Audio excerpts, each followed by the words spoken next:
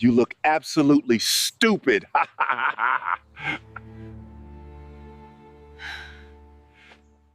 The insult didn't come in private. It came at the altar, wrapped in a smile, loud enough to make the front rows laugh.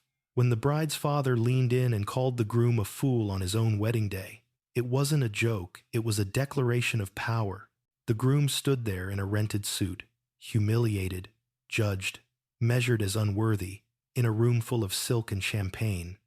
But what no one saw was the weight in his pocket or the quiet calculation behind his eyes.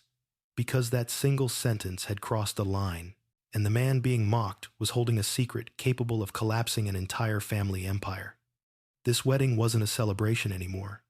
It was the opening scene of something far darker. Before we dive in, tell me where you're watching from and your local time in the comments, and subscribe, because this story goes far beyond a single cruel moment.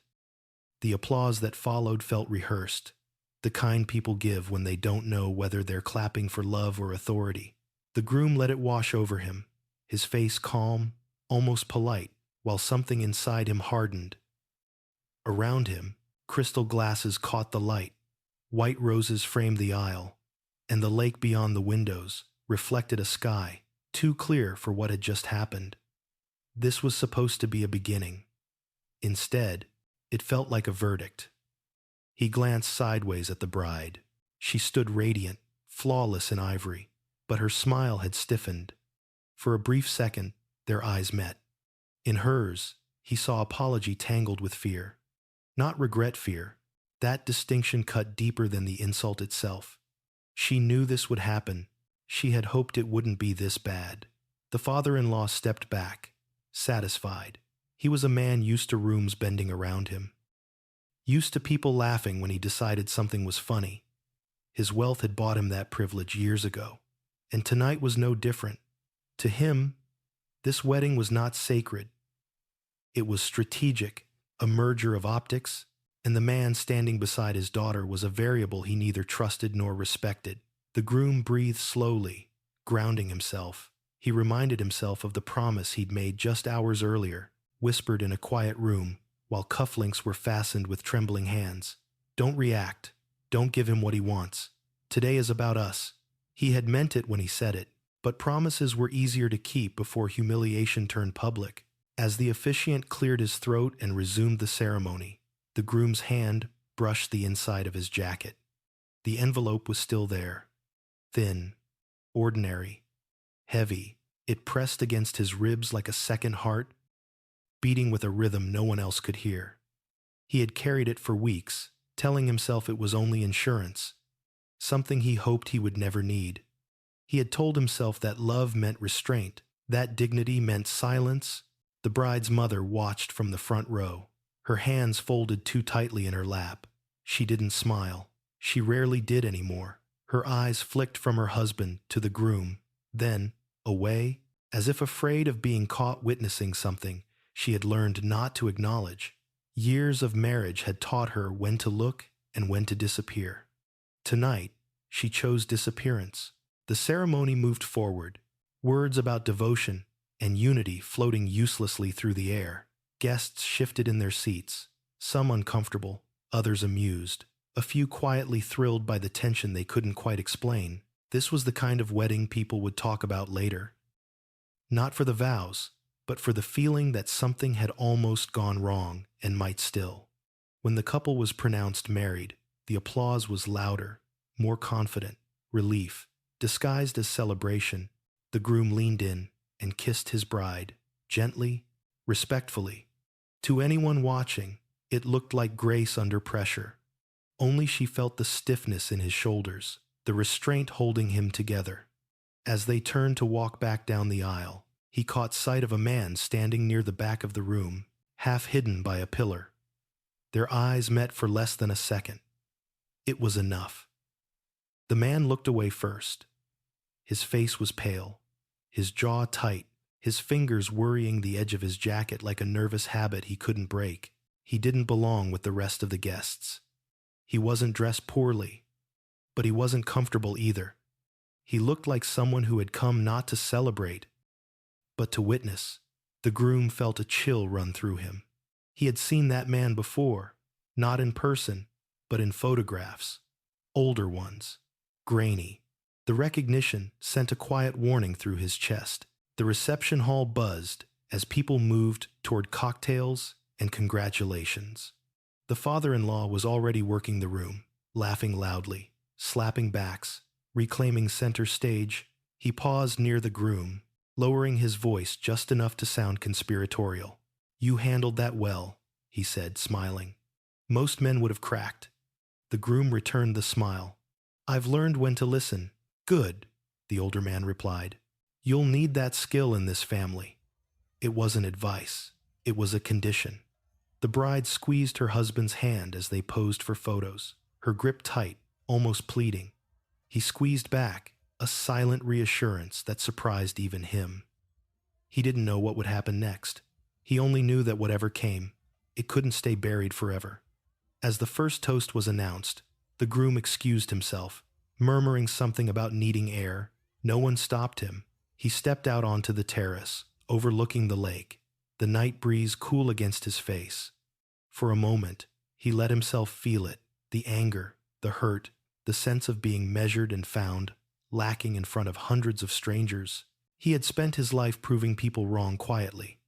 Tonight, that instinct warred with something sharper. Footsteps approached. The man from the back of the room joined him, stopping a careful distance away. "You shouldn't be alone right now," the man said, his voice low. "Neither should you," the groom replied. The man swallowed. "You have something," he said. It wasn't a question. The groom didn't answer. He didn't need to. The silence between them confirmed everything. "If he finds out you brought it here," the man continued, eyes flicking toward the glowing windows behind them, "he won't stop at insults."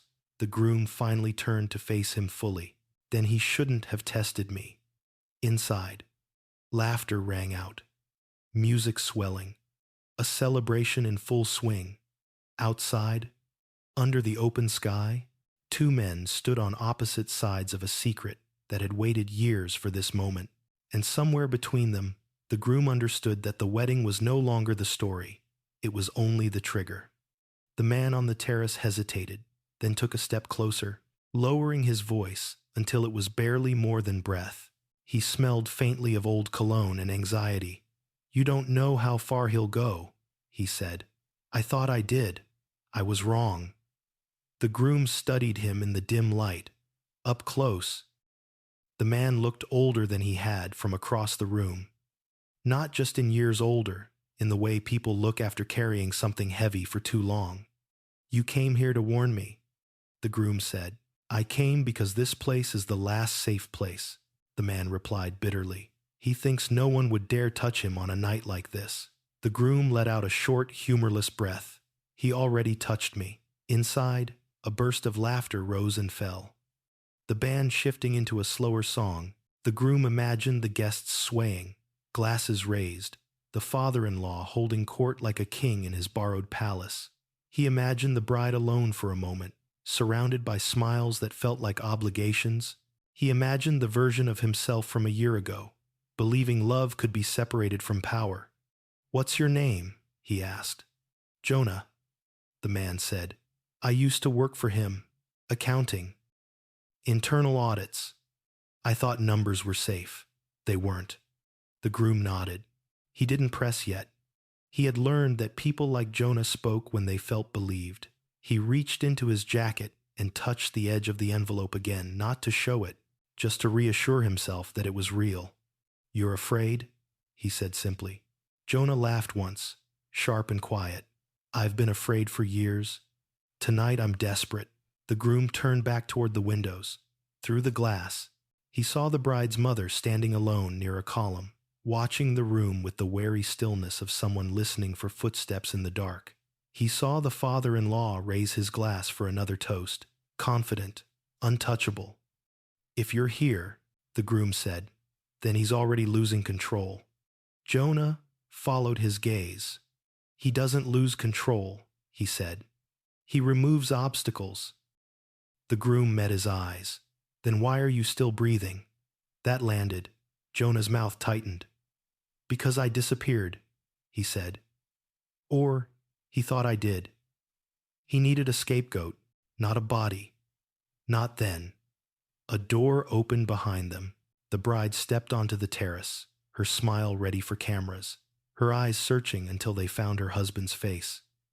Relief flickered, then confusion as she noticed Jonah.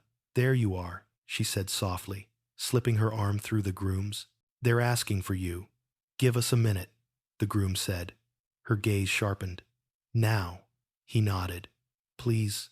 She hesitated, then looked at Jonah. Something passed over her expression, recognition without context. "Be careful," she told her husband, then retreated inside, the door closing gently behind her. Silence returned, heavier than before. "She knows," Jonah said. "She knows pieces." The groom replied, "Not the shape." Jonah exhaled slowly. "Then you should decide what kind of man you want to be tonight." The groom smiled faintly. "I decided when he called me a fool." They didn't say more. They didn't need to. The groom returned to the reception hall, with Jonah melting back into the shadows, disappearing among servers and coat racks like a man practiced at being unseen. The groom was intercepted almost immediately by the father-in-law, who draped an arm around his shoulders for the benefit of nearby guests. "There he is," the older man boomed. "The star of the night. You look pale, son. Don't tell me the pressure's getting to you." "Just the air," the groom said evenly. The arm tightened. "Good," the father-in-law murmured, smile intact. "Because after the cake, we'll handle a little paperwork, a formality. You'll want to be presentable." The groom met his eyes. For the first time, he didn't look away. "I'll be ready." Something flickered behind the older man's gaze. Curiosity, then calculation. He released the groom and moved on, already reassured by years of people backing down at the last moment. The music swelled. The bride was pulled into a circle of friends, laughter bright but strained. The groom watched her, feeling the ache of what this night was stealing from her. From them, he wondered if love could survive truth. He wondered if it should. The cake was cut. Photos were taken. The room relaxed again, convinced the danger had passed. That was when a server brushed past the groom and slipped something into his hand, a key, cold, old-fashioned.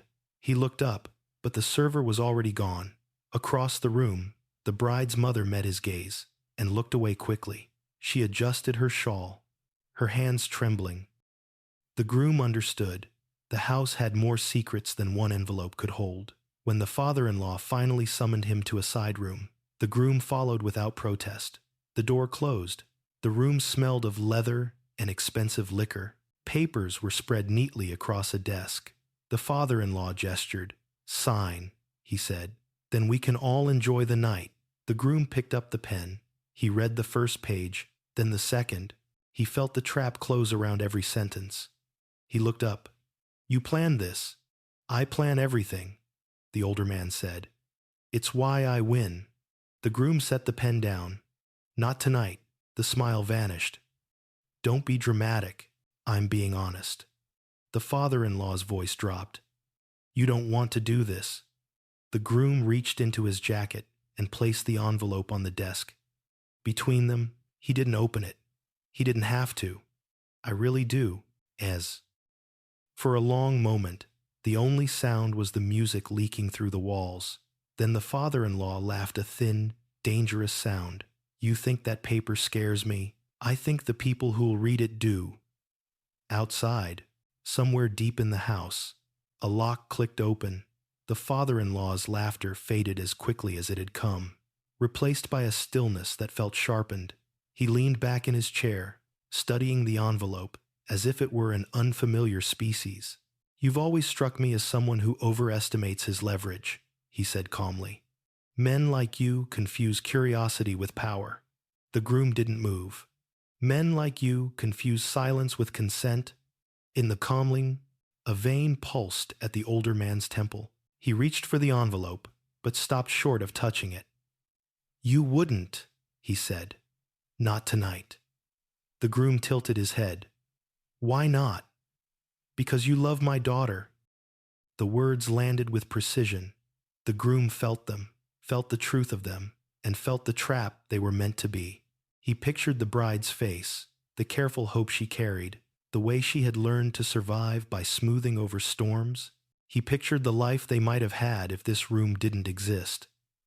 Then, he pictured her years from now, living inside a lie that had been signed into permanence. "I do," he said quietly. "That's why I will." The father-in-law stood abruptly. "You're making a mistake. Then you should stop me," the groom replied. The door opened without warning. The bride's mother stood there, pale, her eyes red-rimmed but resolute. In her hand, she held a small metal box. "Enough," she said. Her voice shook, but she didn't retreat. "It ends now." The older man froze. "Get out," he snapped. She stepped inside and set the box on the desk, beside the envelope. "You don't get to order me anymore."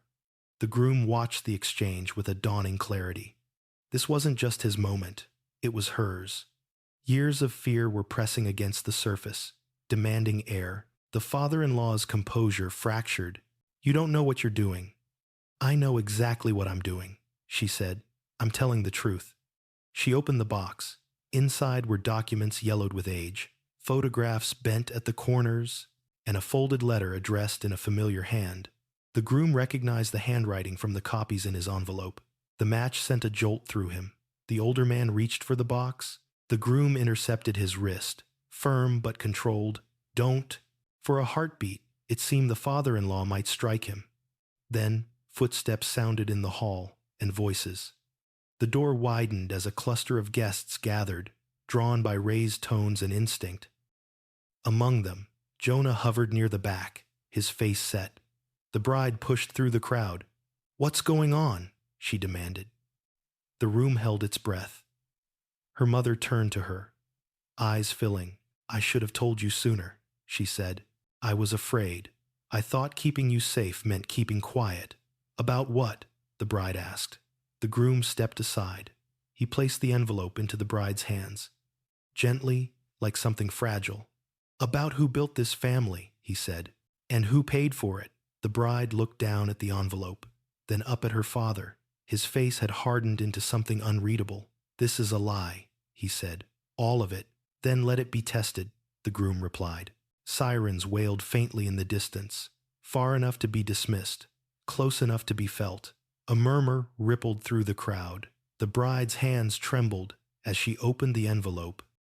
She read in silence, her breath catching, her eyes scanning faster, then stopping. She looked at her mother. "Is this true?"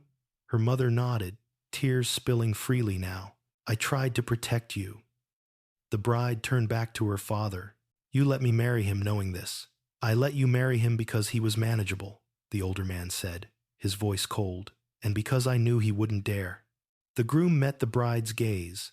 He didn't apologize. He didn't explain. He let the truth stand on its own. The bride took a step back, as if the floor had shifted. "You called him a fool," she said to her father. "But you're the one who underestimated him." The words cut deeper than any accusation. The father-in-law's control slipped completely. "I made this family," he shouted. "Everything you have is because of me. Everything we lost is because of you," her mother said softly. The room erupted questions, whispers, phones lifted. Someone pushed open a window. The music outside faltered, then stopped. The illusion of celebration collapsed in real time. The door at the far end opened again. This time with purpose, two officials stepped inside, credentials visible, eyes scanning. The father-in-law stiffened. "This is a private event," he said. "Not anymore," one of them replied. The bride stared at the men, then at her husband. "Did you call them?" The groom shook his head.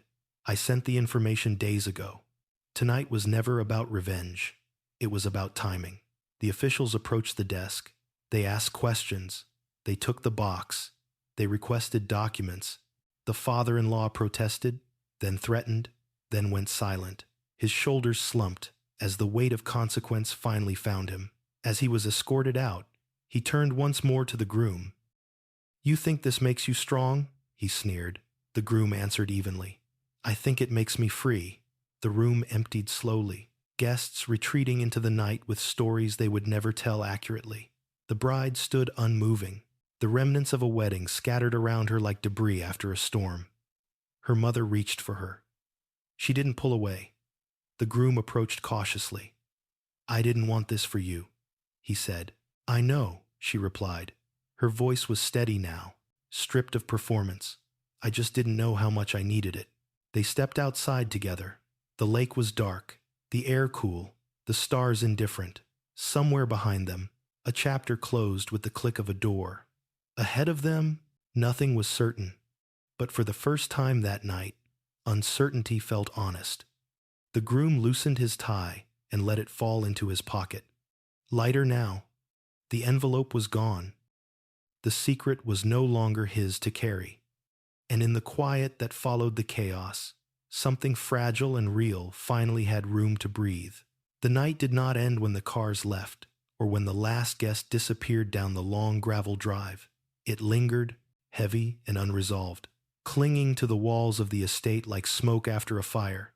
The bride sat on the edge of the fountain outside, her dress pooled around her, ivory stained at the hem. She stared at the water, as if answers might rise from its surface. The groom stood a few steps away, close enough to reach her, far enough to let her breathe. Inside the house, voices echoed, officials conferring, staff whispering, doors opening and closing. Each sound felt like punctuation to a sentence that had been waiting years to be finished. "I don't know who I am anymore," the bride said finally. Her voice was quiet, stripped of ceremony and expectation. "Everything I believed about my family just collapsed in 1 hour." The groom nodded. "That's what truth does when it's been buried too long." She looked up at him, eyes red but clear. "You knew. For how long?" "Long enough to be afraid," he answered honestly, "and long enough to hope I was wrong." She let out a shaky laugh. "I spent my whole life being told fear was weakness. Turns out it was the only thing trying to warn me." Her mother approached slowly, holding a shawl. She draped it around her daughter's shoulders without asking. "We don't have to decide anything tonight," she said. "Not about the house, not about the future, not about us."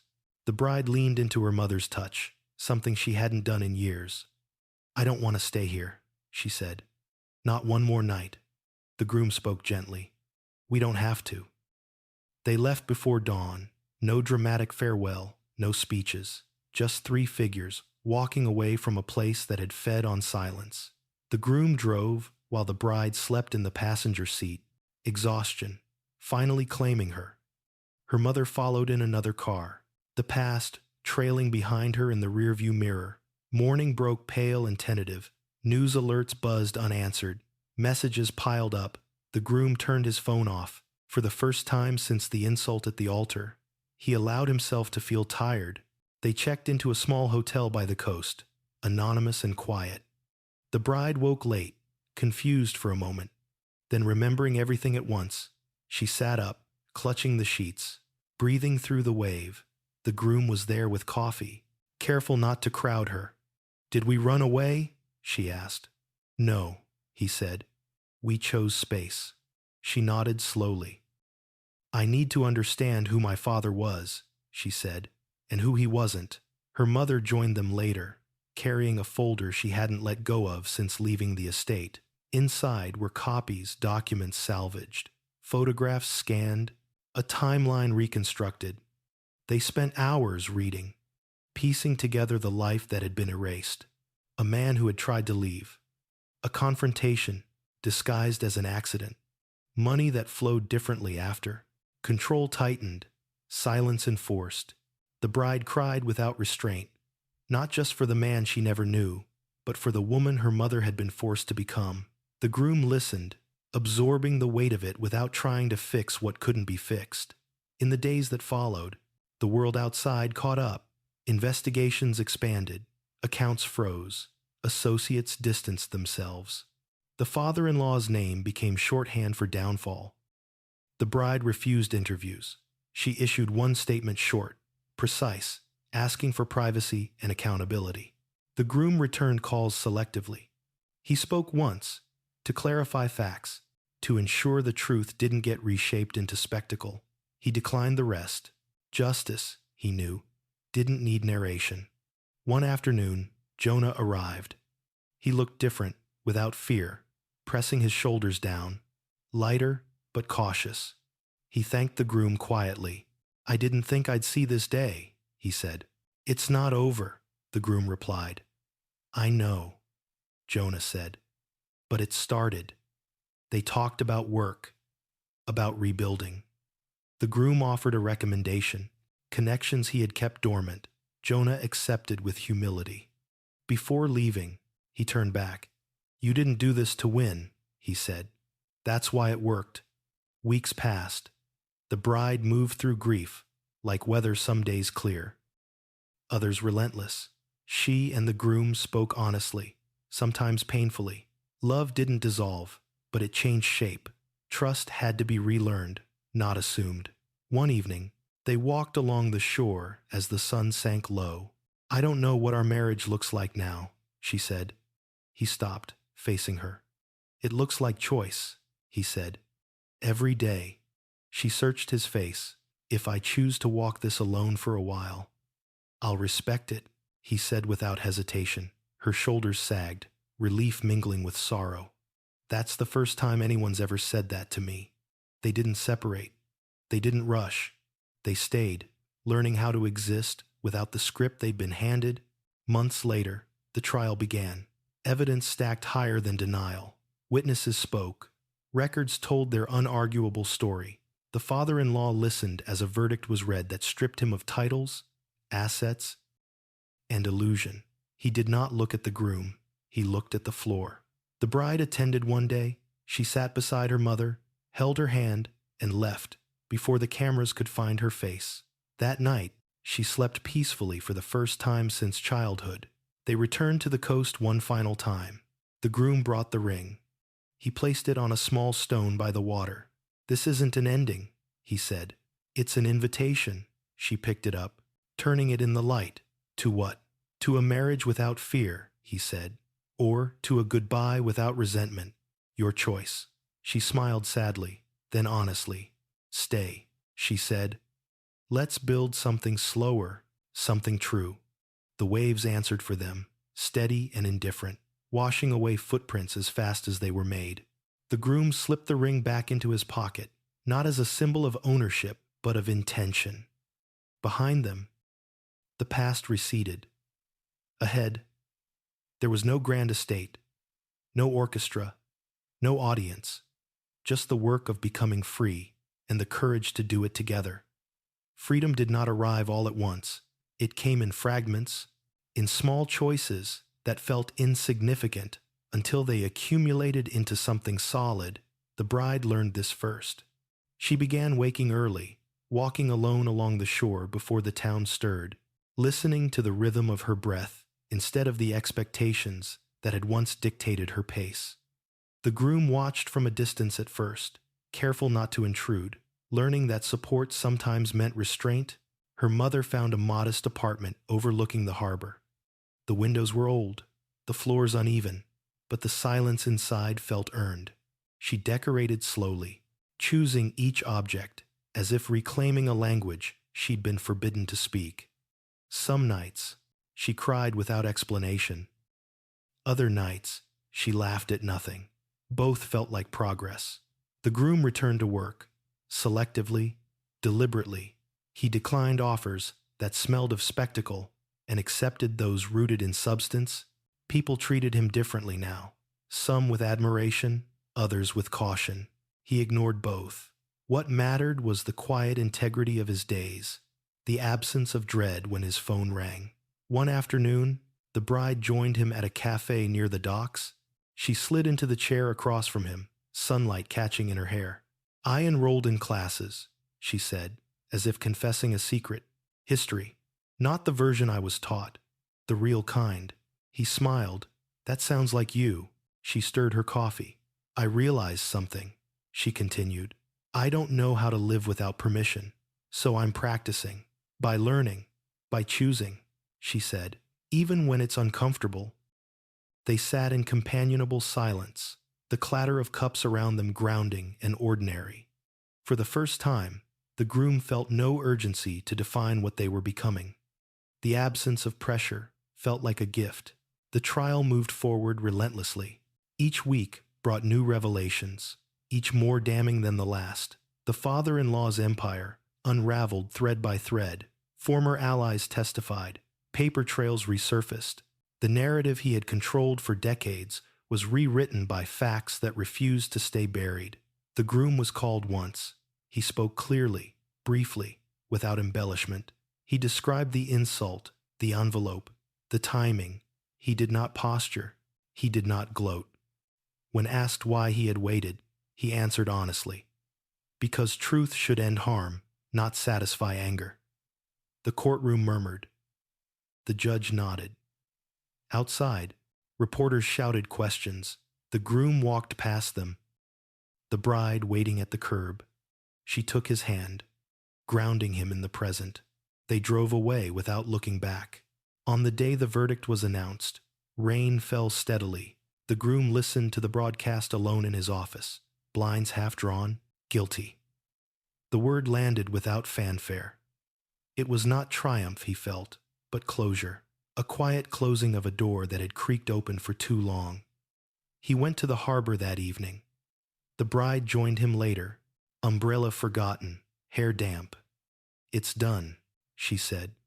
"It's over," he corrected gently. She nodded. "I keep waiting to feel something bigger." "It might come later," he said, "or it might not."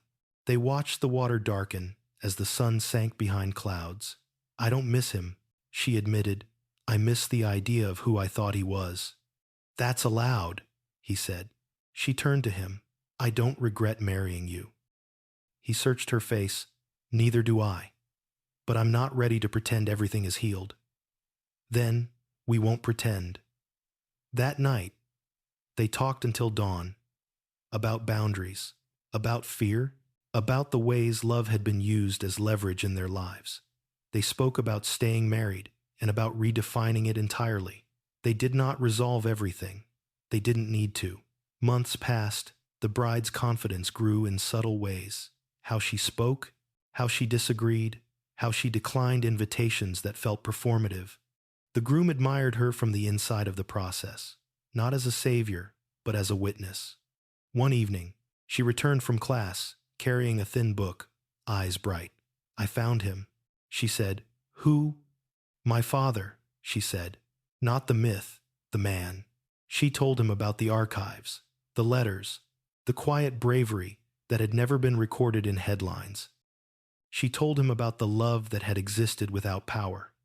The groom listened, understanding that this discovery was less about lineage and more about permission to exist without shame. They visited a small memorial together weeks later. No cameras, no speeches, just a stone, a name, and the sound of waves. The bride placed a flower down, steady and sure. "I'm not carrying this anymore," she said. The groom squeezed her hand. "You don't have to." As summer faded into autumn, they made a decision. They would keep the marriage, but on their terms. No grand renewal, no announcement, just an agreement to choose honesty, even when it disrupted comfort. On a quiet morning, they returned to the spot by the water where the ring had rested months earlier. The groom handed it to her. "Only if you want," he said. She slid it on slowly, deliberately.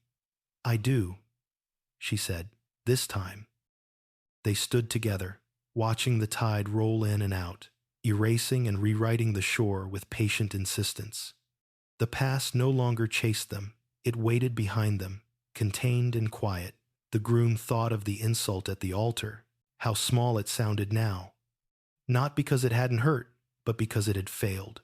It had tried to define him and had instead revealed the truth.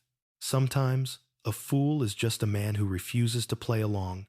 The seasons shifted almost unnoticed after that. Life settled into something quieter, not because the wounds had vanished, but because they were no longer bleeding. The bride found her voice in places she hadn't expected: seminar rooms, late-night conversations with classmates, long letters she never sent but always finished. Each word she claimed felt like a small rebellion against the years she'd been taught to stay agreeable. The groom learned a different discipline. He learned not to measure his worth by endurance. For most of his life, strength had meant swallowing pain and standing still. Now it meant stepping aside when needed, speaking up when silence would cost too much, and trusting that love didn't require self-erasure. Some days, that lesson was harder than any confrontation he'd faced in that house by the lake. They argued occasionally, not with cruelty, but with honesty sharp enough to sting. About money, about boundaries with her mother, about whether staying married was a promise or a choice renewed daily. Each argument ended the same way, not resolved, but understood. That was new. That was progress. Her mother changed too. She began therapy, then volunteering, then slowly reconnecting with parts of herself she had packed away decades earlier. One evening, over dinner, she said something that startled them both. "I don't feel like I wasted my life anymore," she said. "I feel like I survived it." The groom raised his glass. That matters. The world outside still watched from a distance. Articles faded, new scandals replaced old ones. The fallen empire became a cautionary footnote. The groom refused invitations to speak on panels about courage or integrity. He didn't want to turn his life into a lesson before he'd finished living it. The bride received a different kind of attention, academic recognition, opportunities to study abroad, a chance to step into spaces where her last name no longer preceded her. She accepted one offer with hesitation, then conviction. A semester away, time alone. "I'm not leaving you," she said, standing in the doorway with a suitcase. "I'm leaving the version of myself that needed permission." He kissed her forehead. "Go," they wrote to each other, not out of obligation, but desire. The distance clarified things. It stripped away habits and revealed intention. When she returned, thinner and brighter, they embraced without urgency, grateful rather than desperate. That winter, the groom received a letter, handwritten, unfamiliar script. It was from Jonah. He wrote about his new job, his restored credit, the quiet joy of being believed. At the bottom, he added a single line. "You didn't just expose the truth. You taught me I deserved it." The groom folded the letter carefully and placed it in a drawer, not hidden, just kept. Years later, they attended a wedding together. Small, simple, no speeches about legacy or power. The groom watched the groom laugh freely, unburdened by hierarchy. The bride squeezed his hand. "We were never meant to be that kind of story," she whispered. "No," he said. "Ours was about undoing." On the drive home, she asked him something she'd never asked before. "Do you ever wish it had gone differently?" He considered it. He thought of the insult, the envelope. The night that had split their lives in two. He thought of the quiet mornings that followed, the hard conversations, the choices that had cost them comfort but given them truth. "I wish it hadn't hurt you," he said. "But I don't wish it hadn't happened," she nodded. "Me neither." The lake estate was sold eventually. Stripped of its mystique, it became just a house, empty rooms, expensive echoes. The new owners remodeled, fresh paint, new furniture, no memory of what had been buried beneath the floors. The groom never returned. He didn't need to. One evening, as they sat on their balcony watching the city lights flicker on, the bride leaned into him. "If he hadn't called you a fool," she said softly, "we might still be pretending." He smiled. "He thought humiliation would keep me small." "It made you dangerous," she replied. "Only to lies," he said. They sat in silence after that. Comfortable, grounded, somewhere, a clock chimed the hour. The groom felt a sense of completion, not because everything was perfect, but because nothing was hidden. Sometimes, stories end with revenge, theirs ended with release. And if anyone ever asked what changed his life, the groom knew the answer wouldn't be the envelope, or the trial, or the fall of a powerful man. It would be the moment he decided that dignity was not something to be negotiated even on the most important day of his life. Time continued its quiet work, sanding down the sharpest edges of memory without erasing the shape of what had been. The groom noticed it first, in small ways, how the bride no longer startled when authority entered a room, how she asked questions without apologizing for them, how she corrected people gently when they assumed too much. He noticed it in himself too, the absence of that old reflex to brace, to prepare for impact whenever someone smiled too confidently. They built rituals that belonged only to them, Sunday breakfasts with no phones, long walks where conversation drifted and returned, evenings spent reading side by side, the comfortable silence of two people who didn't need to perform closeness to prove it. Love, he learned, was less about intensity and more about reliability. The bride finished her studies with distinction. At the small celebration afterward, she gave a brief speech. She thanked her professors, her classmates, her mother, and then she paused, glanced at her husband, and said, "And to the man who taught me that truth is not cruelty, even when it hurts." The room applauded. The groom felt his throat tighten. He did not stand. He did not wave. He let the moment pass through him like a tide. Her mother began dating, tentatively at first. Then with laughter she hadn't known she still owned. She called sometimes just to talk, sometimes just to sit in shared silence over tea. One afternoon, she said, almost surprised, "I don't feel afraid anymore." The groom recognized that sentence as a milestone. The world had moved on, but occasionally the past resurfaced in unexpected places. A magazine article, a documentary teaser, a stranger who recognized the groom in a grocery store and whispered something about bravery. He accepted the nods politely and changed the subject. He had no interest in being frozen in a moment that no longer defined him. One autumn evening, the bride brought home a box. Inside were the last of the documents, copies she'd kept while studying, notes in the margins, threads she'd followed to their ends. "I think I'm done," she said, "with this part." He helped her carry the box to the balcony. They sorted through it together. Some papers they kept, not as anchors but as references. Others they shredded slowly, deliberately, watching the fragments scatter like leaves. The act felt ceremonial, a closing without denial. As winter approached, the groom faced a decision of his own. An offer arrived from an organization committed to investigative work. Quiet, methodical, patient, the kind that favored truth over spectacle. He hesitated. The old life carried ghosts. But the bride watched him consider it and said, "You don't have to run from who you were to honor who you are." He accepted.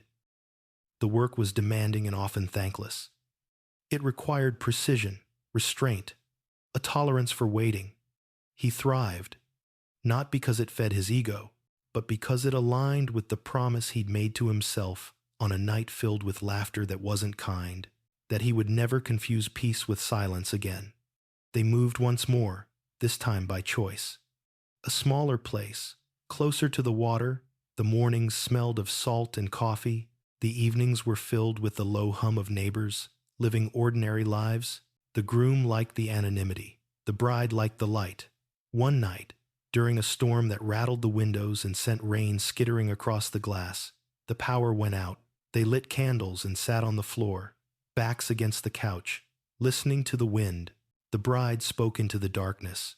"I used to think strength was loud," she said. "Now I think it's the ability to sit with discomfort without turning away." The groom nodded, "And to act when sitting becomes complicity." She smiled. "You taught me that." He corrected her gently. "We taught each other." Years passed, not in a blur, but in layers. They marked anniversaries quietly. They disagreed about trivial things and resolved the important ones. They remained curious about each other. When asked about their wedding, they laughed and said it had been memorable, which was true in the most unexpected way. One spring afternoon, they received a letter from a young couple, strangers. The letter said the groom's testimony had given them courage to speak up about wrongdoing in their own family business. "We didn't know we were allowed to choose differently," it read. The groom held the page for a long time before folding it. He didn't frame it. He didn't respond publicly. He showed it to the bride, and they shared a look that needed no words. At a dinner party months later, a guest asked, too casually, "So what was it like, marrying into all that power?" The room stilled, curious. The bride answered without hesitation.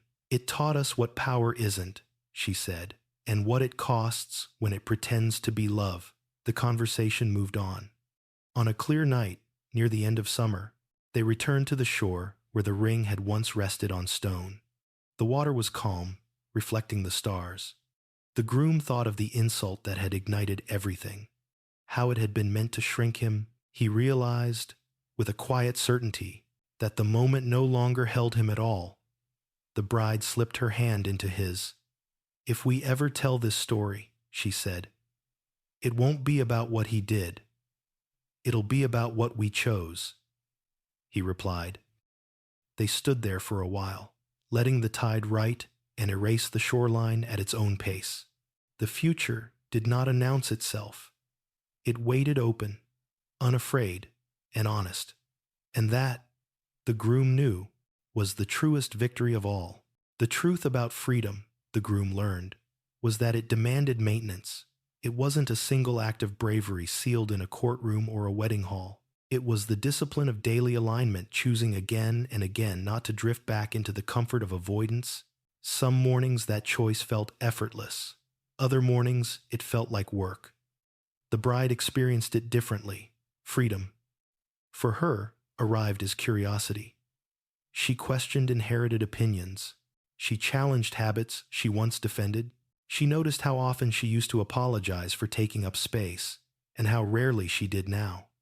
The shift was subtle, but irreversible. They hosted fewer people, but deeper conversations. Friends who stayed were those who listened without prying, who didn't need the story to be sensational, to respect it. Others faded quietly, uncomfortable with a couple that refused to perform gratitude for survival. One evening, as they prepared dinner together, the bride paused, knife suspended over the cutting board. "Do you ever wonder who you'd be if he hadn't humiliated you that day?" she asked. The groom considered it. He pictured an alternate life, smooth, untested, built on concession. "I think I'd still be waiting," he said, "for permission to be myself." She nodded slowly.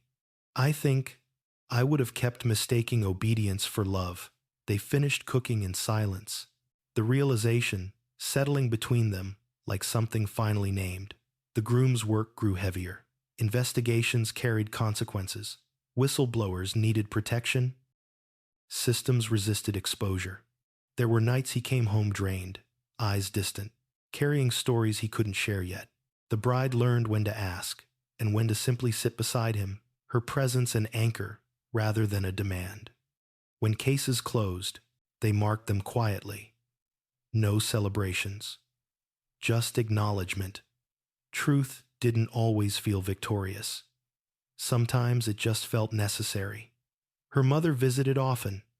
She moved differently, now lighter, unguarded. One afternoon, while they sorted old photographs together, she paused at an image of herself from decades earlier. "I forgot I used to smile like that," she said. "You can, again," the bride replied. "I am," her mother said, surprised by her own certainty. The groom watched them from across the room, understanding that healing wasn't linear, but it was possible, not because time passed, but because courage had been practiced. Years after the trial, the groom received a message from a former associate of the fallen patriarch. The message was brief, almost bitter. It accused him of destruction, disguised as righteousness. The groom read it once, then deleted it. He no longer felt the need to defend outcomes to those invested in denial. That night, he told the bride about it. She listened, then said simply, "Some people only understand power when it's protecting them." He smiled, "and resent it when it doesn't." They took a trip that year, unplanned and unannounced. No itinerary, no obligations. They visited small towns, ate at places without reviews, listened to strangers' stories without context. The anonymity was refreshing. Nobody knew their names, nobody cared. It reminded them how vast the world was beyond the echo of one family's collapse. On the last night of the trip, sitting by a fire near the water, the bride said something she'd never said before. "I forgive him." The groom didn't respond immediately. He waited, respecting the weight of the word. "What does that mean to you?" he asked gently. "It means I'm done letting his choices live rent-free in my future," she said. "It doesn't excuse him, it releases me." He nodded. "Then I support that." She leaned into him. "Do you forgive him?" The groom stared at the flames. "I don't need to," he said finally. "I needed to stop being afraid of him. That's done." She smiled, satisfied with the honesty. As they returned home, life resumed its rhythm. Work, study, quiet evenings. The groom realized something had changed again. Not dramatically, but decisively. The story that once felt central had become context, important, but no longer defining. One morning, while cleaning a drawer, the groom found an old program from the wedding. He stared at the embossed lettering, the date that once felt like a fracture line. He held it for a moment, then folded it neatly and placed it back, not out of sentimentality, but respect for the path it marked. When asked, years later, about the secret he'd revealed, he never gave details. "It wasn't mine to dramatize," he would say. "It belonged to the truth."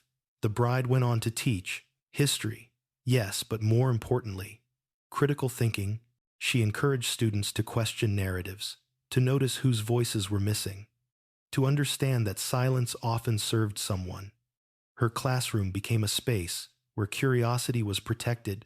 The groom sat in once, unannounced, listening from the back. He felt a quiet pride that had nothing to do with achievement and everything to do with alignment. They never renewed their vows. They didn't need ceremony to validate what had been tested in fire. Instead, they marked their commitment in smaller ways, showing up, speaking plainly, choosing integrity over ease. One late evening, as they prepared for bed, the bride asked, "If you could go back, would you still reveal the secret?" The groom answered without hesitation, "Yes, even knowing the cost, especially knowing the cost," he said, "because some prices are paid once, others are paid forever." She reached for his hand. "I'm glad you didn't stay silent." "So am I," he said. Outside, the tide rolled in, steady and indifferent, erasing and rewriting the shore as it always had. The world didn't pause to applaud their growth. It didn't need to. They had learned something more durable than approval. They had learned how to live without lies. And that, the groom knew, was worth every moment it took to claim it. Life, once it settled, revealed a quieter kind of drama, one that didn't announce itself with raised voices or breaking glass, but with choices that shaped the days. The groom noticed how often people around him still chased the illusion of control, mistaking certainty for safety. He noticed it at work, in meetings where facts were bent to preserve reputations, in families where truth was postponed for the sake of harmony. Each time, he felt a familiar tension rise, then ease. He knew now what silence cost. He knew what it bought, and he knew which currency he refused to use again. The bride's classroom became her refuge. She stood at the front, chalk dust on her fingers, inviting students to interrogate sources, to read between lines, to ask who benefited from a story told a certain way. Some resisted, others leaned in, hungry. She never mentioned her past unless asked, and even then, she spoke in principles rather than anecdotes. "Power prefers obscurity," she would say. "Accountability prefers daylight." The students wrote it down. At home, their evenings were unremarkable in the best way. Dishes clinked, a radio murmured. They shared meals that weren't photographed and conversations that weren't archived. The groom cooked more, the bride teased him for over-seasoning. They laughed easily. The sound still surprised them sometimes. Her mother visited with increasing frequency, no longer as a guest unsure of her place, but as family who belonged. She brought stories, new ones about friends she'd made, classes she'd taken, a life she was actively choosing. One afternoon, she handed the bride a small box. Inside was a single photograph, one the bride had never seen. Her mother, younger, standing beside a man whose smile was soft and unguarded. "I want you to have this," her mother said. "It's not a secret anymore." The bride held the photo carefully. "Thank you," she said. The word carried weight. The groom watched, feeling the quiet satisfaction of a cycle closing, not erased, completed. Occasionally, the past knocked. A subpoena request for clarification, a journalist asking for comment on a retrospective piece, a former acquaintance seeking absolution by proximity. The groom responded selectively, briefly, without emotion. He had learned the difference between responsibility and entanglement. He owed truth to the process, not access to himself. One winter morning, he stood before a mirror, adjusting his tie, preparing for a presentation that would influence policy far beyond any single family. He paused, catching his own eyes. There was no defiance there anymore. No bracing, just presence. He straightened the knot and left the house. The presentation went well, measured, effective. He returned home to the smell of soup and the sound of the bride humming off key. "Progress," he said. "The quiet kind?" She smiled. "That's our favorite." As spring arrived, they planted a small garden. Nothing ambitious. Herbs, a few vegetables. The act felt symbolic, without trying to be. They watered, they waited. They adjusted when the soil didn't cooperate. Growth followed attention, not force. One evening, as they sat outside watching dusk settle, the bride said, "I used to think my life started when I married into that family. And now," the groom asked, "I think it started when I stopped protecting a lie," she said. The wedding was just the punctuation. He nodded, an ending disguised as a beginning. She laughed softly. Exactly. They received a letter that summer from a student of hers, thanking her for teaching them how to question respectfully and persistently. The bride read it twice, then placed it on the table between them. "This," she said, "feels like restitution." "For what?" he asked. "For the years I spent believing silence was kindness," she replied. They didn't frame the letter. They didn't need to. Its impact lived in the way she carried herself, now shoulders back, voice steady, curiosity intact. On an anniversary that no longer needed a name, they took a drive along the coast. They stopped at a lookout, the water stretching endlessly below. The groom leaned against the rail, the wind tugging at his jacket. "Do you think people ever really change?" he asked. The bride considered it. "I think people reveal," she said. "Change is just what happens when revelation is allowed to stick." He smiled. "That sounds like something you'd teach." "Maybe," she said. "But I learned it from watching you." He shook his head gently. "We learned it together." They stood there until the light shifted, until the horizon blurred into color. There was no urge to narrate the moment, no need to assign meaning beyond what it already held. Years later, quietly, without announcement, they would mark the day of the wedding, not with bitterness, but with recognition. Not because it was painful, but because it was pivotal. The day a performance collapsed, the day a secret lost its shelter, the day dignity stopped waiting for permission. If asked what he revealed that night, the groom would still decline specifics. The content mattered less than the choice. He had chosen not to be defined by an insult. He had chosen to answer cruelty with clarity. He had chosen a life where love didn't require surrendering truth. The world continued, indifferent and vast. Empires rose and fell. Names cycled through headlines. But in a modest home near the water, two people lived with an honesty that asked nothing of applause. And that, in the end, was the secret worth keeping no longer. There came a point when the story no longer surfaced, unless invited, not because it was forgotten, but because it had settled into something complete. The groom noticed this one morning when a colleague casually referenced that wedding incident, and he felt nothing rise in response, no tightening, no urge to correct or explain, just a quiet awareness that the chapter was closed. He returned to his work, focused, unburdened. The bride experienced a similar shift during a lecture. A student asked whether confronting harmful power structures always required sacrifice. She paused, then answered carefully. "It requires honesty," she said. "Sacrifice only happens when systems are built to punish truth." She didn't share her personal history. She didn't need to. The principle stood on its own. Their home reflected this evolution. Fewer reminders, more intention. Shelves held books chosen for curiosity, not image. Walls displayed art by local creators, rather than inherited prestige. The past hadn't been erased. It simply no longer dominated the space. When visitors came, they remarked on the calm. The groom smiled at that. Calm had once felt unattainable. Her mother became a steady presence, not hovering, not dependent. She arrived with news, good news about friendships, about plans. One afternoon, she announced she was moving again. This time closer to a community center where she volunteered. "I want to be where I'm useful," she said. The bride hugged her tightly. The groom watched, recognizing the beauty of agency reclaimed.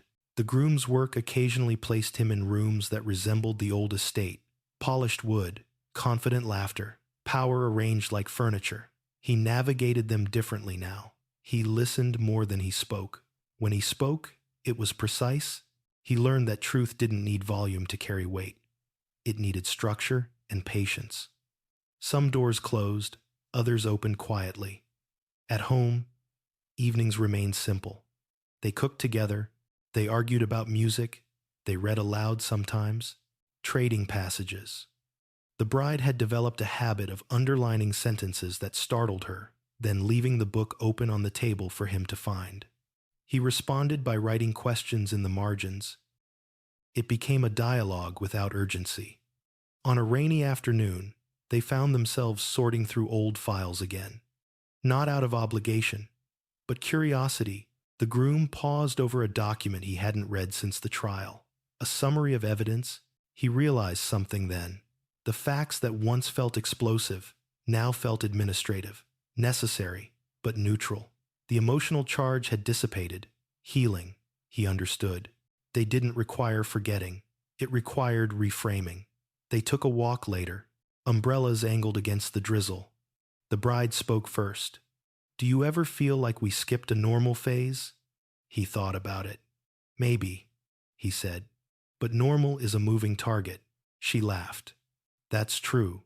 They stopped at a small cafe, ordered tea, watched people come and go. An elderly couple sat nearby, sharing a pastry. The bride watched them fondly. "I want that," she said. "Not the longevity, the ease. We're practicing," he said. That summer, they hosted a modest gathering. Friends, colleagues, a few students. No speeches, no agenda, just conversation and food. The groom noticed how naturally the bride moved through the room, how she listened without shrinking, how she laughed without scanning for approval. Someone asked how they met. She told a shortened version, leaving out the fracture.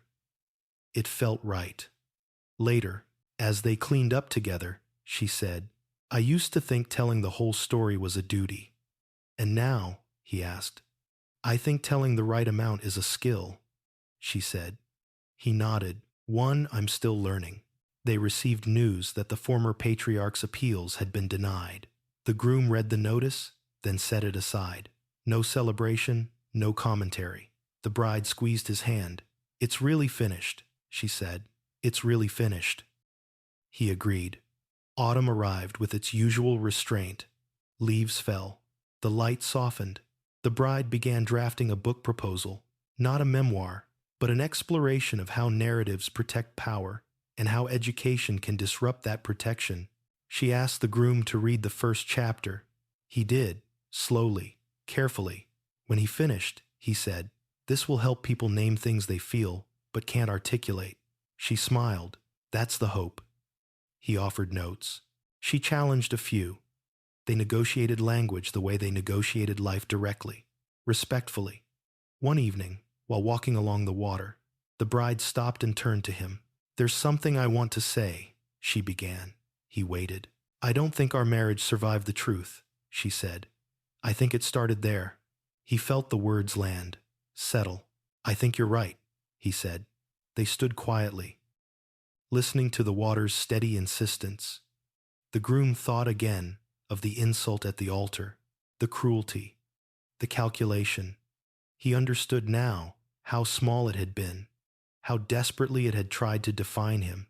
It had failed because it had underestimated something simple and stubborn, a refusal to trade dignity for belonging. As night fell, lights flickered on along the shore. The world continued, unconcerned with their milestones. That, too, felt right. They walked home, hand in hand, carrying nothing they hadn't chosen. If anyone asked later what changed everything, the groom would still say the same thing. Not the secret, not the trial, not the fall. He would say it was the moment he decided that respect was not a reward to be earned, but a boundary to be kept. And once kept, it changed everything. The years that followed did not feel like an epilogue. They felt like a long middle, steady, imperfect, alive. The groom found comfort in that. He had spent too much of his life bracing for turning points, believing meaning only arrived with rupture. Now he understood that continuity was its own kind of courage. He noticed it most in the way mornings unfolded, coffee brewed, windows opened. The bride moved through the apartment with an ease that still startled him sometimes, humming while she searched for her keys, leaving notes on the counter that said nothing urgent at all. He had once mistaken intensity for intimacy. This was different. This was durable. At work, his reputation solidified into something quieter than acclaim. People sought him out, not because he was dramatic, but because he was precise. When he spoke, it was with restraint.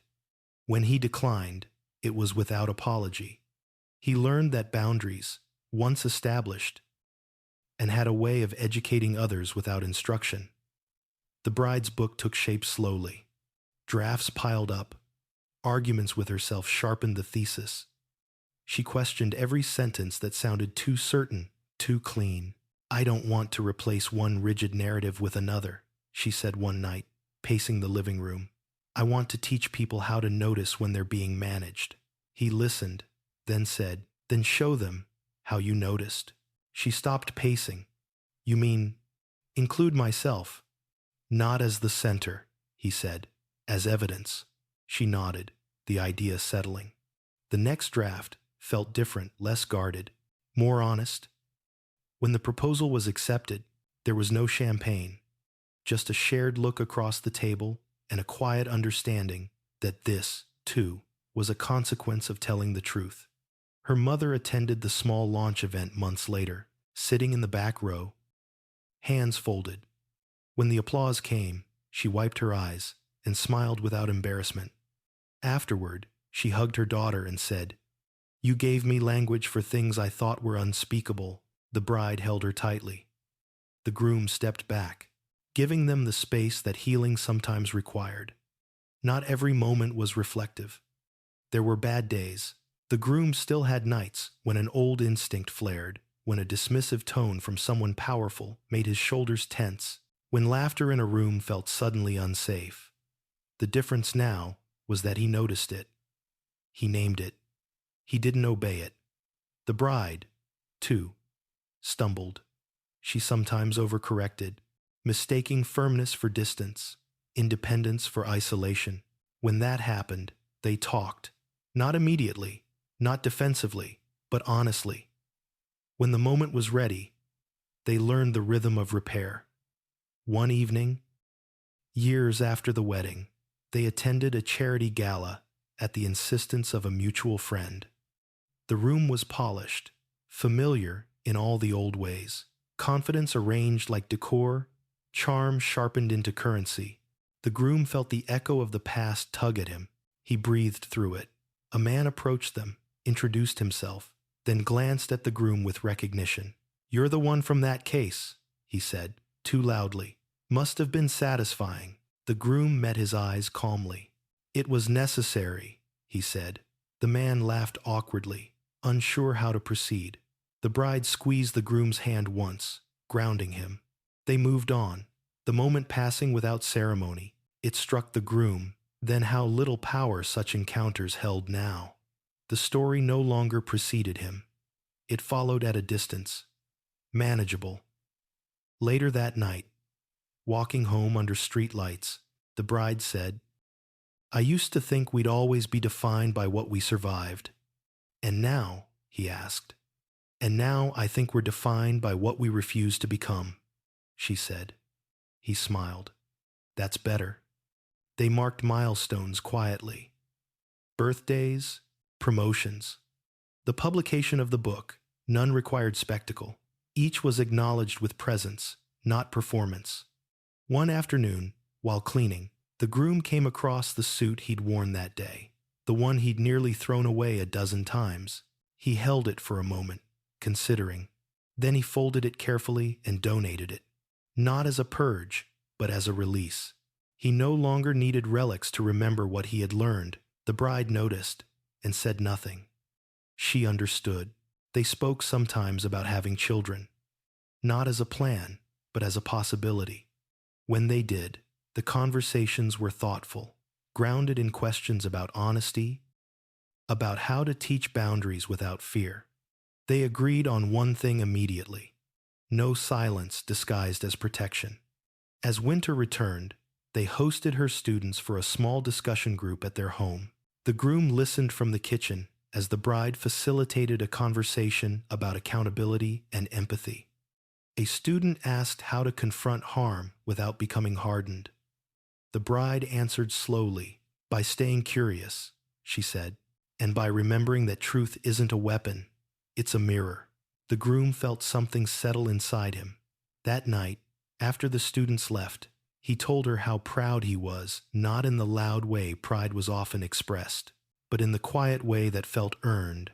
She kissed his cheek and said, "We've both changed." "Yes," he agreed, "but we didn't lose ourselves." On an evening that felt unremarkable in every way, they returned once more to the shoreline. The water was calm, the air cool.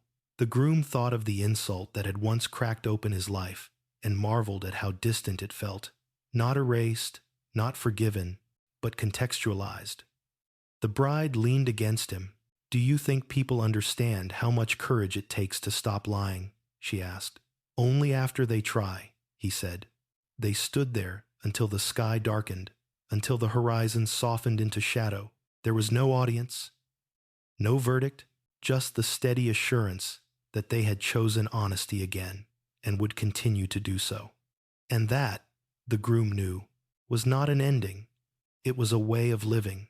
There were moments, quiet and unannounced, when the groom realized how completely the shape of his life had changed. Not in the obvious ways people like to measure status, recognition, invisible success, but in the subtler ones that rarely make it into stories. The way his body no longer tensed when someone spoke with authority, the way he listened without preparing a defense, the way his silence, when he chose it, felt like choice instead of surrender. He noticed it one morning, while standing in line at a bakery. A man ahead of him berated the cashier, voice sharp, posture inflated with the confidence of someone used to being obeyed. The groom watched the exchange without anger, without the old itch to intervene or disappear. When the cashier finally looked up, eyes tired, the groom met her gaze and smiled. It was nothing heroic, it was nothing loud, but it was real, and it mattered. The bride experienced her own version of these moments. Sometimes it happened mid-sentence, when she realized she was speaking plainly instead of diplomatically. Other times it arrived later, in reflection, when she noticed how little energy she now spent anticipating disapproval. Freedom, she had learned, was not the absence of constraint, it was the presence of self-trust. Her book moved through revisions with care. Editors pushed. She resisted where it mattered and yielded where it didn't. She refused suggestions that softened her arguments into comfort. "The point isn't to reassure," she said calmly in one meeting. It's to illuminate. The editor nodded, a little startled, a little impressed. The groom attended that meeting quietly, observing. He felt a familiar pride, tempered now by respect. She was not becoming someone else. She was becoming herself, more clearly. They talked often about responsibility, not the kind imposed by others, but the kind one chooses. Responsibility to speak when silence protected harm. Responsibility to step back when presence became pressure. Responsibility to care without controlling.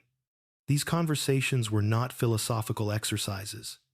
They were practical, lived, sometimes uncomfortable. One night, after a particularly heavy week, the groom admitted something he had never voiced before. Part of me still feels like I stole something, he said. The bride looked at him. What? Certainty? He said, from people who thought they owned it. She considered this. You didn't steal it, she said. You returned it to reality. He smiled faintly. That's a generous interpretation. It's an accurate one, she replied. They learned to rest without guilt. Vacations were no longer escapes, but pauses. They read novels without urgency. They slept late when they could. The groom discovered that exhaustion, once constant, had been a warning sign he'd ignored. Now, when his body asked for rest, he listened. Her mother thrived in ways that surprised them both. She hosted small dinners, joined discussion groups, laughed freely. She spoke about the past without whispering. One afternoon, while walking together, she said, I used to think survival was the best I could hope for. And now, the groom asked, now, I think survival was the beginning, she said. The groom carried that sentence with him for days. The world continued its pattern of noise and distraction. Scandals erupted and faded. People argued loudly about things that mattered less than they claimed. Through it all, the groom and the bride remained attentive rather than reactive. They voted. They volunteered. They engaged. But they did not perform outrage. They chose depth over display. Occasionally, someone would ask the groom for advice. Young professionals, whistleblowers, people standing at the edge of a decision that frightened them. He never gave instructions. He asked questions. What are you afraid of losing? What would it cost to stay silent? Who benefits if you don't speak? He had learned that clarity was more valuable than courage. Manufactured on demand, the bride mentored students with similar care. She encouraged them not toward confrontation, but toward discernment. You don't owe everyone access to your truth, she told them, but you owe yourself honesty. Their relationship matured into something that no longer needed constant reassurance. They trusted the ground beneath them because they had tested it together. When conflict arose, they addressed it without catastrophizing. When joy appeared, they welcomed it without suspicion. One evening, while preparing dinner, the groom dropped a glass. It shattered across the kitchen floor. Sharp and sudden. He froze, a reflex from a time when mistakes had consequences disproportionate to their size. The bride looked at him, then at the mess, then back at him. It's okay, she said. It's just glass. He laughed, startled by the release. They cleaned it up together. Later that night, he reflected on how deeply that moment illustrated what had changed. Fear no longer framed his reactions. Context did. They talked sometimes about legacy, not in terms of names or monuments, but in terms of habits passed on. What would they model for others, simply by how they lived? The groom hoped it would be this, that dignity was non-negotiable, that love and truth were not opposing forces, that silence was a choice with consequences. The bride hoped it would be this, that questioning was not betrayal, that loyalty without ethics was not loyalty at all, that power deserved scrutiny, especially when it claimed benevolence. On a quiet evening near the end of the year, they sat together by the window, rain tracing lines down the glass. The groom thought back to the wedding day, not with pain, but with clarity. He saw it now as a hinge, not a wound, a moment that demanded alignment. I used to think the worst thing that could happen was being humiliated in public, he said softly. And now, the bride asked, and now I think the worst thing would have been agreeing with him, he said. She nodded. You didn't? No, he said. I didn't. They sat in silence after that, the kind that felt earned. Outside, the rain continued its patient work, washing streets clean without ceremony. The groom knew there would be more challenges, more moments that tested the boundaries he had drawn. But he also knew something he hadn't before. He trusted himself to respond, not perfectly, but honestly. And that trust, built slowly and deliberately, had become the foundation of a life no insult could ever take away. The realization didn't arrive with fanfare. It came one ordinary afternoon when the groom was shelving books in his office and noticed how little space the past now occupied. The wedding, the insult, the secret, all of it lived in a single mental drawer he could open without shaking. He closed it gently and returned to his work. That, more than anything, told him how far he had come. The bride felt a similar shift during a lecture she gave to a room full of unfamiliar faces. As she spoke about power and narrative, about how families and institutions protect themselves through silence, she noticed she was no longer bracing for judgment. She wasn't trying to prove anything. She was simply explaining what she knew. When the applause came, she accepted it with gratitude rather than relief. Afterward, they walked home together through streets glowing with early evening light. I used to rehearse everything, she said, every sentence, every reaction. And now, he asked. Now I trust myself to speak when it matters, she replied, and to stop when it doesn't. At home, they cooked dinner side by side. The radio hummed softly. The simplicity still felt like a privilege.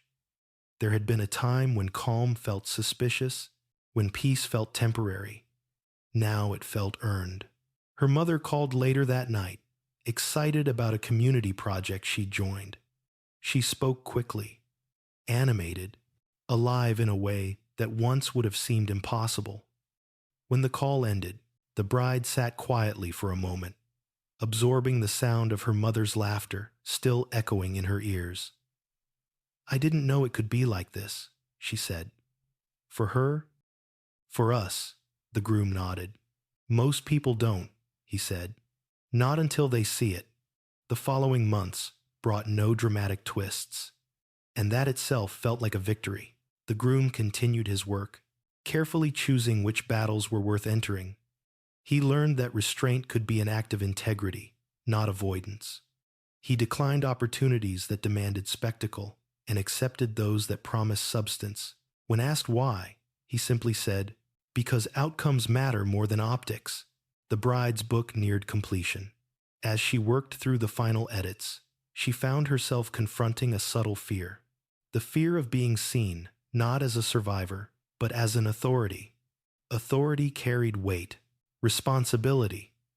She spoke about it one night, pacing the living room, words tumbling out. What if people expect me to have all the answers? He looked at her calmly. You don't, he said. You're offering better questions. That settled her. They celebrated the book's publication quietly, with takeout and candles on the table. No speeches, no social media announcements, just a moment between them that acknowledged the work without inflating it. Later, lying awake, the bride said, I think this is the first thing I've done entirely on my own terms. He smiled in the dark. It shows. Every so often, the past resurfaced in ways neither of them expected. A documentary proposal, a podcast request, a stranger recognizing them in a public place. They handled these moments with the same measured clarity they'd learned everywhere else. Some invitations they accepted, others they declined. The decision was never about fear, it was about alignment. One evening, they attended a dinner hosted by colleagues. The conversation turned, inevitably, to ambition and legacy. Someone joked about marrying well. The groom caught the bride's eye. She smiled faintly, unbothered. When asked her opinion, she said evenly, I think the most expensive thing in the world is pretending. The table went quiet for a beat. Then someone laughed, unsure. The conversation moved on. Later, as they walked home, the groom said, "You didn't flinch." She shrugged. "I don't need to." They reached a small park and sat on a bench, watching children play under the fading light. The groom thought of the future again, not as a destination, but as a series of choices that would continue to require honesty. He no longer feared that. He welcomed it. "I've been thinking," he said, "about what I'd tell someone if they asked how to survive being humiliated." The bride looked at him. "What would you say?" "I'd say, 'Don't rush to erase it,'" he replied. "Understand it. Decide what it means and what it doesn't. Then act." She nodded slowly. "And I'd say, 'Don't confuse silence with peace.'" They sat there for a while, the sounds of the city settling around them. The groom felt gratitude, not the fragile kind that feared loss, but the steady kind that acknowledged growth. He was grateful for the pain that had clarified his values, and for the love that had refused to ask him to be smaller. When they stood to leave, the bride slipped her arm through his. "Do you ever think about that moment?" she asked. When he said it, "Sometimes," he admitted, "but it doesn't echo anymore." She smiled. "Good." They walked home under a sky streaked with color, the day closing without ceremony. The groom understood now that the story people remembered the insult, the secret, the fall was only the surface. The real story was quieter, harder to summarize. It lived in habits formed, boundaries kept, truths spoken without performance. And if the past ever tried to reclaim him, he knew exactly how to answer. Not with anger, not with spectacle, but with a life that refused to be built on lies. There was a morning when the groom woke before dawn and realized he no longer needed to rehearse who he was. The thought arrived quietly, without ceremony, as he lay listening to the city breathe. For years, identity had felt like something provisional, earned through endurance, defended through restraint. Now it felt settled, not fixed, but grounded. He rose, made coffee, and stood by the window watching the sky lighten. The bride slept on, one arm flung across the pillow, hair loose and unguarded. He felt a familiar warmth at the sight, not the fragile kind that begged to be protected, but the steady kind that trusted continuity. When she stirred and opened her eyes, she smiled without asking the time, without bracing for the day. They moved through the morning with practiced ease. Breakfast was simple, plans were loose. There was no rush to define productivity. The groom noticed how often they allowed space to think, to change, to say nothing at all. It had taken courage to learn that not every silence needed to be filled. At work, a decision awaited him, a case that promised visibility but carried the risk of distortion. He reviewed the materials carefully, reading between the lines, noticing what was emphasized and what was conveniently omitted. In the past, he might have accepted, believing impact required exposure. Now he saw the trade-off clearly. He declined, redirecting his time to a quieter effort with fewer guarantees and greater integrity. When he closed the file, he felt no regret. The bride spent the afternoon mentoring a student who reminded her of herself, sharp, cautious, convinced that excellence might earn safety. They talked for hours. The bride didn't offer platitudes. She asked questions. She shared frameworks rather than outcomes. When the student left, lighter than she'd arrived, the bride sat alone for a moment, breathing through the recognition of how far she'd come. That evening, they walked together along the water. The light was soft, the air cool. Boats rocked gently, untethered but contained. The groom thought about how many years he'd mistaken control for stability. Watching the tide now, he understood that balance didn't come from force. It came from responsiveness. "I used to think dignity was something other people granted," he said, almost to himself. The bride glanced at him. And now I know it's something you practice," he replied, "even when no one's watching." She smiled, especially then. They stopped at a small bench and sat. A couple passed by, arguing quietly, then laughing, then falling into step together. Ordinary life, unfolding without witnesses. The groom felt a deep appreciation for the unremarkable moments that had replaced the spectacle of crisis. Her mother called later, asking if they'd like to join her for a weekend trip. Nothing special, just a change of scenery. The bride agreed easily. After the call ended, she said, "She sounds happy." "She is," the groom said. "She earned it." The trip was uneventful in the best way. They shared meals, walked unfamiliar streets, talked about nothing urgent. One night, sitting on a balcony overlooking a quiet square, the bride asked a question that had been circling for some time. "Do you think people can really outgrow the need to dominate?" The groom considered it. "Some do," he said. "When they learn that control is a substitute for trust, and the ones who don't, they mistake fear for authority," he said, "and call it strength." She nodded, satisfied with the clarity. When they returned home, a letter waited in the mailbox. No return address. Inside was a brief note from someone who had attended the wedding, someone who had laughed when the insult was delivered. The letter was not an apology, exactly. It was an acknowledgement, a recognition that silence had felt easier in the moment and heavier afterward. The groom read it once and set it aside. He didn't respond. He didn't need to. Awareness had begun its work. As the months passed, the rhythm held, not because life had become predictable, but because they had learned how to respond without losing themselves. Disagreements arose and resolved. Fatigue came and went.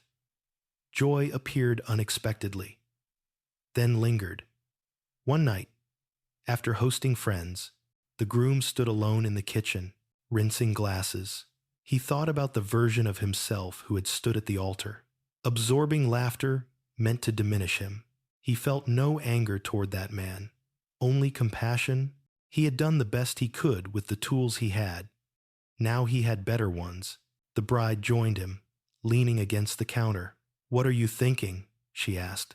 "That I don't feel like I'm proving anything anymore," he said. She nodded. "Neither do I." They finished cleaning and turned off the lights. In bed, the city hummed softly. The groom thought again of the secret that had once felt like a weapon and now felt like a chapter. He understood, finally, that the power of truth wasn't in its ability to shock. It was in its refusal to cooperate with lies. If the insult had been meant to define him, it had failed because he had declined the definition. If the secret had been meant to destroy, it had instead clarified. What endured wasn't the drama, or the fall, or the spectacle of exposure. What endured was the daily practice of alignment, choosing dignity without asking permission, choosing love without demanding silence. As sleep claimed him, the groom felt a quiet certainty settle in his chest. Whatever challenges waited ahead, he would meet them without shrinking. Not because he was unbreakable, but because he was no longer willing to live broken in advance. And that decision made once, renewed daily, had become the truest inheritance of all. Sometimes, the deepest wounds don't come from strangers, but from the people who believe they have the right to define us. This story reminds us that dignity is not something we earn by enduring humiliation. It is something we protect by choosing truth, even when that choice is painful. Silence may feel safe in the moment, but over time, it becomes a cage. Real healing begins the instant we stop shrinking ourselves to keep others comfortable. Courage isn't always loud or dramatic. Often, it's the quiet decision to refuse a lie and live honestly afterward. When we choose integrity over approval, we don't just change a moment, we change the direction of our lives. If this story moved you or made you reflect on your own experiences, share your thoughts in the comments and let us know where you're watching from.